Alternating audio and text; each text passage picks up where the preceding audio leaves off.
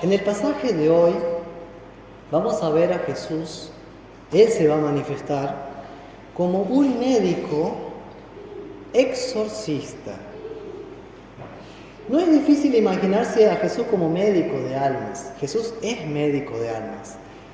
Pero en el Evangelio de hoy aparece como un médico que libera no de una enfermedad, sino directamente que libera del poder del diablo, de Satanás. A Jesús como médico especialista en liberar del poder del maligno a quienes están esclavizados no apenas por el pecado, sino por el diablo mismo. Los ángeles, como ustedes saben, adoran a Dios, adoran a Cristo. Pero los ángeles malignos, lo que llamamos demonios, los ángeles malos, y el diablo mismo, no pueden enfrentarse a Cristo, por más que lo intenten, sino que necesariamente deben rendirse ante el poder de Jesús. Mientras el diablo esclaviza las almas humanas, Jesús viene para liberarlas y salvarlas. Como ustedes sabrán, antes de iniciar su ministerio público, Jesús pasa 40 días en el desierto, tentado por el diablo. ¿Se acuerdan? La herramienta que usó, el medio para enfrentarse, fue la que nosotros usamos también. ¿Qué usó para enfrentarse al mal? La palabra. Nosotros también. Teniendo la palabra de Dios con nosotros, el diablo se mantiene a raya. Pero en esta oportunidad, Jesús mismo, la palabra viviente, dice dos palabritas, miren. Al diablo dice, cállate, sal de él, sal de esa persona. Y lo interesante es que esta persona estaba sentada en la sinagoga, escuchando la palabra de Jesús, estaba escuchando el sermón de Jesús, y de repente el demonio adentro de la persona se incomoda, le da rabia que Jesús esté predicando, y por esa razón interrumpe, se levanta y con voz, imagínense esa voz ronca, gutural, de ultratumba, esa voz que viene del mismo infierno, y le dice: ¿qué tienes con nosotros, Jesús Nazareno? ¿Has venido para destruirnos? Sé quién eres, el Santo de Dios. Porque así sonó.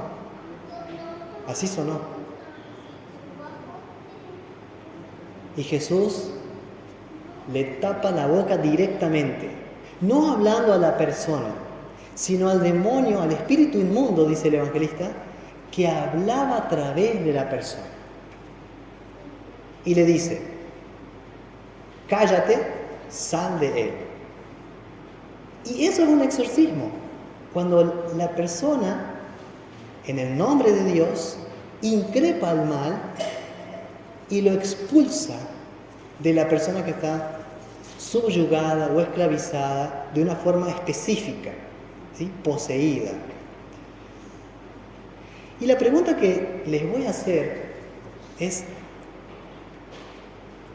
¿cómo es posible que una persona que va a la sinagoga, hoy diríamos va a la iglesia, está sentada escuchando el sermón y está bajo el poder del diablo? Es raro, ¿no? Porque esto no sucede en la calle, esto no sucede en el desierto, no sucede mientras Jesús va caminando. Está sucediendo, podríamos decir, dentro de la iglesia. El maligno tiene a esta persona, ¿no? Y buscando, ¿cómo es posible que esto haya pasado? Porque lo seguro es que esta persona estaba bajo una dependencia diabólica. Pero la manera en cómo esto sucedió en la vida de esta persona no nos cuenta el evangelista, no nos dice cómo cayó en esa red del diablo. ¿Será que fue algún hechicero? ¿Algún mago? ¿Será que fue a consultar a los muertos? Todo lo cual está prohibido por Dios en Deuteronomio 18, ¿sabían? Está prohibido explícitamente por Dios. No irán ni a mago, ni a sortílego, ni a hechicero, ni a agorero, ni quien consulte a los muertos, ni quien haga pasar a su hijo o a su hija por el fuego. Todo eso es paganismo, idolatría. Si tienen libros de magia, quémenlos. No, está totalmente prohibido que el pueblo de Dios esté tratando de jugar con Dios y con el diablo, a ver de quién puede sacar una tajada. Esta persona cometió ese pecado. ¿De qué forma? No lo sabemos. Sin embargo, averiguando, el principal exorcista que había en el mundo, que ya falleció, se llamaba el padre Amort, ¿sí? Un exorcista conocido en el ámbito católico. Él supone que tal vez esta persona voluntariamente se sometió a Satanás. Voluntariamente. No es que fue sin querer, no es que le hicieron un trabajo, sino que él, conociendo a Dios y la palabra, sin embargo, no le fue suficiente. La tentación del diablo empezó diciendo, búscame a mí, y fue al curandero o lo que sea que fue, y quedó preso del poder del mal. Ahora, si este es el caso, miren el gran amor de Jesús, que salva a una persona que le rechaza, ama a una persona que no le ama. Pura gracia hay en este milagro, pura gracia. El verdadero milagro no está en el exorcismo en sí, sino en la compasión de Jesús que la rescata a esta oveja que voluntariamente se fue lejos del redil. No físicamente, porque estaba escuchando la palabra de Dios, pero en su corazón, en su alma, no estaba con Dios. No estaba con Dios. Pero Dios sí buscaba a esa persona. Sí buscaba a esa persona. Y la sigue buscando hoy. Así que el Evangelio nos pone sobre una alerta y un aviso muy serio. El diablo y los demonios sí existen, pero el amor de Jesús y la gracia de Dios son más fuertes todavía. Y que existe una diferencia muy grande entre el bien y el mal. El diablo trae inmundicia, podredumbre y suciedad al alma y al corazón. En cambio, Cristo viene para liberarnos del poder del maligno y de estas cadenas de opresión y de pecado. ¿Y cómo lo hace? Una vez más con el aroma fragante y refrescante de la palabra del perdón de los pecados. Mientras que el diablo ensucia nuestra vida, Cristo limpia nuestra vida. Nos hace libres por la palabra de verdad. Miren qué importante y qué serio es este tema, de no despreciar la palabra de Dios, de no escucharla solamente con el oído que me sale por acá y me sale por allá, sino que realmente cuando oigamos la palabra de Dios, meditarla y atesorarla en el corazón, como lo que es realmente la palabra de Dios. Y no alejarnos de la iglesia. Y no físicamente, sino espiritualmente, porque puedo estar sentado acá, pero lejos de Dios, como muestra el Evangelio. Pero Jesús conoce el corazón y te busca y te habla, porque sabe que necesitas ser liberado del mal. ¿Han escuchado por ahí ustedes de estos fenómenos de casas embrujadas, fantasmas? ¿Han vivido alguna situación sobrenatural o le han comentado algo así? Porque a mí una vez me llamaron, pastor, venga que hay un endemoniado. Y yo fui igual y no estaba endemoniada la persona. Pero era el flagelo de la droga. Era el flagelo de la droga exceso de alcohol y una vida desordenada lo que oprimía a esta persona. Y cómo el diablo también hoy usa estas cosas, ¿no? Estos vicios para entrar en la vida de los jóvenes. ¿Y por qué de los jóvenes? De los viejos también, ¿eh? Cuidado. El diablo tiene muchas maneras de camuflarse y de entrar en nuestra casa, en nuestro hogar y en nuestra familia para dividir y destruirnos. Tenemos que estar alertas. Tomar la palabra de Dios y la oración de corazón, para no dejarnos engañar por aquel que es el león rugiente que quiere morder las ovejas de Jesús. Y si llegado el caso, hay una casa embrujada, o si pensás que hay una manifestación del mal en tu hogar, ¿qué hacer? ¿Qué hacemos, pastor? Para empezar, vos, jefe de familia, no dejes de orar en tu hogar. Orá por tu familia y con tu familia. Usá la palabra de Dios en tu casa. El mal se va a alejar. Y si no, también lo que se puede hacer es lo que se llama la bendición del hogar. Se puede hacer una vez al año si uno quiere.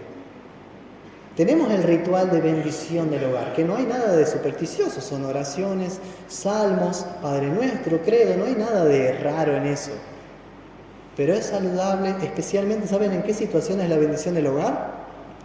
Por ejemplo, después de un robo en esa propiedad, o cuando hay un asalto o un asesinato en ese lugar, o cuando hay un incendio o alguna clase de destrucción, o cuando remodelaste la casa o renovaste el hogar, también se puede hacer una bendición por el hogar, por parte del pastor para quienes lo solicitan.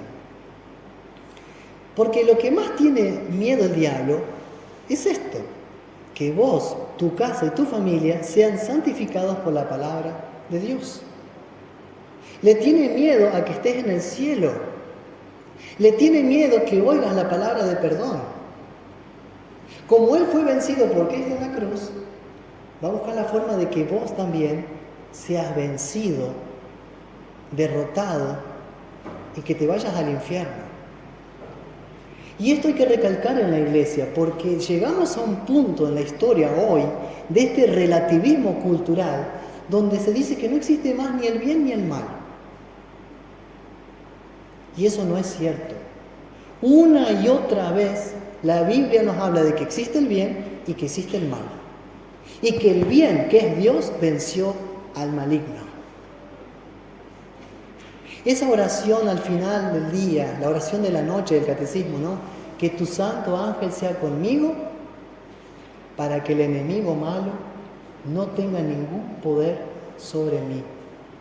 Qué importante. Pero que cuando lo hagamos no sean palabras dichas al aire, por repetición vana, sino con la boca, pero con el corazón. ¿Te aflige alguna pena? Díselo a Cristo en oración. ¿Sientes alguna carga de la cual necesitas ser liberado o liberada? ¿Estás atravesando algún vicio? Mira y refúgiate en Cristo, tu Salvador. ¿Algo realmente te pesa? Busca a Cristo en la confesión y absolución de tu pecado. El pastor fue llamado para oír tu confesión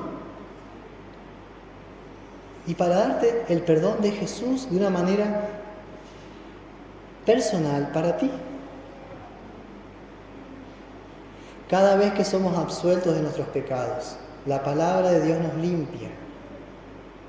Cada vez que oramos privadamente o en la iglesia, líbranos del mal. Estamos pidiendo esto, y con esto termino.